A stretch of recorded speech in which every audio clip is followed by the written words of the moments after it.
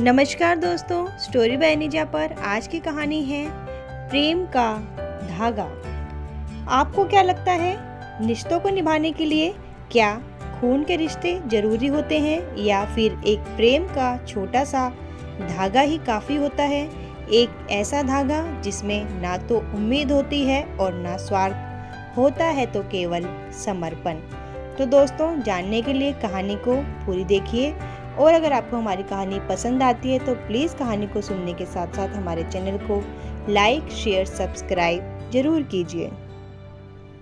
सुरुचि, मैं कुछ देर के लिए बाहर जा रहा हूँ, तुम अपना ख्याल रखना। और हाँ, तुम्हारे पैर की चोट अभी ठीक नहीं हुई है, इसीलिए कोई भी घर या बाहर का काम करने की सोचना भी मत।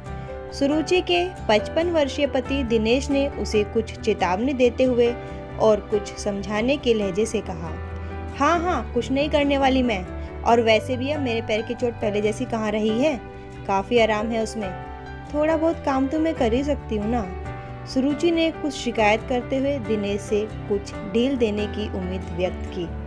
दिनेश भी मुस्कुराकर वहाँ से चला गया। दिनेश की मुस्कुराहट ही सुरुचि के लिए हरी झंडी थी।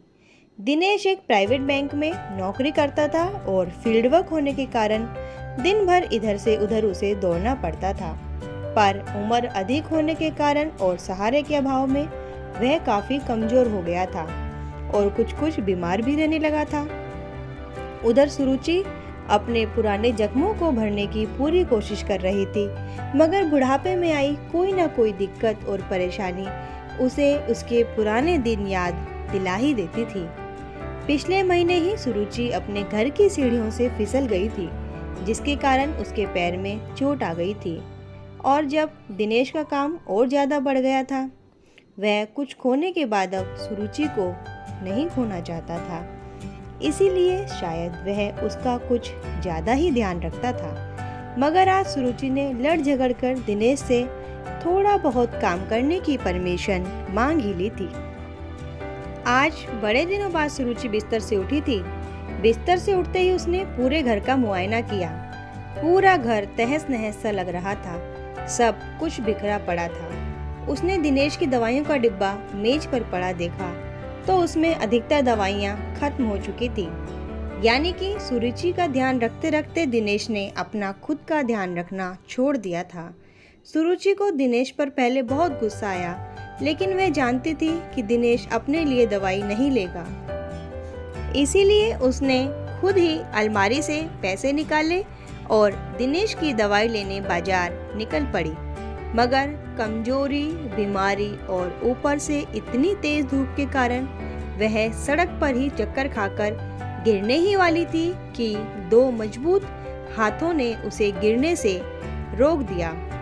ना जाने उन हाथों में क्या जादू था कि सुरुचि की बीमारी और कमजोरी उसे गायब होती नजर आ रही थी।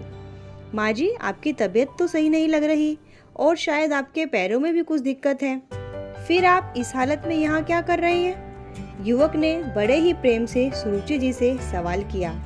सुरुचि ना जाने क्यों उसकी ओर आकर्षित हुए जा रही थी। उस युवक को देखकर उसके अंदर की ममता और प्रेम ना जाने क्यों बार बार उमड़ रहे थे।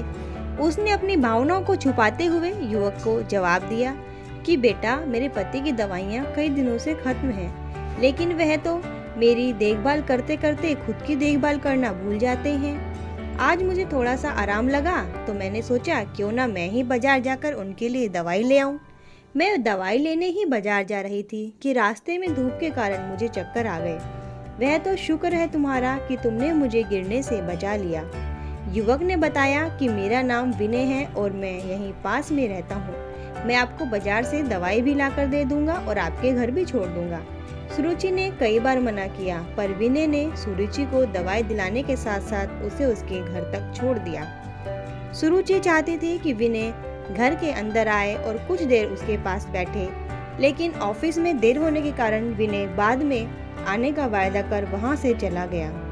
विनय तो चला गया, लेकिन विनय का एहसास सुरुचि को बार बार अपने पुराने दिनों की याद दिला रहा था। दिनेश, तुम जानते हो आज वह आया था और तुम्हारी दवाई भी उसने लाकर दी और बाजार में मुझे गिरने से भी उसी ने बचाया। मैं कहती थी ना एक दिन वह जरूर आएगा, लेकिन तुमने मेरी बात नहीं मानी। देखो वह आया था। पागल मत बनो सुरुचि। दिनेश ने सुरुचि को जोर से डांटा, क्योंकि सुरुचि डांटने पर ही थोड़ा अपने आप को संभाल पाती थी।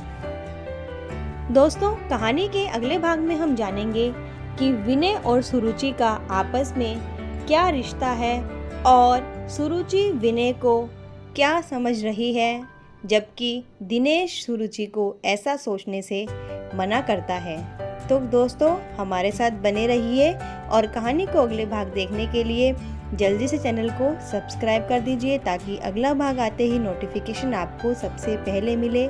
और हमें कमेंट करके बताइए कि आपको क्या लगता है विनय और सुरुचि का आपस में क्या रिश्ता है।